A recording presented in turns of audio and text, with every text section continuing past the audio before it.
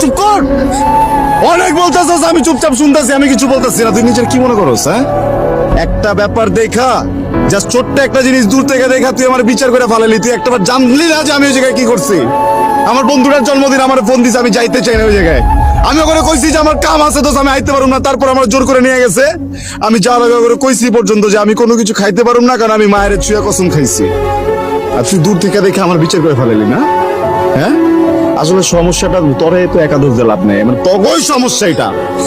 তগর জন্য সবকিছু করা লাগে। একটা পোলা যখন কিছুই করবো না, যখন খারাপ থাকবো, তখন ওই পোলাটা যে খারাপ ওই বাদাই মা তোর ফ্যামিলি কথা শুনাইবো, তুই কথা শুনাবি, ওরা সমাজ কথা শুনাইবো। আর যখন ওই পোলাটা পুরোটা জিনিস বুঝা নিজে কামে ঢুকবো, নিজে কাম করতে যাইবো, তখন আবার কবি তুই সময় দাস না। করুম কি আমি পাগল হয়ে যাবো?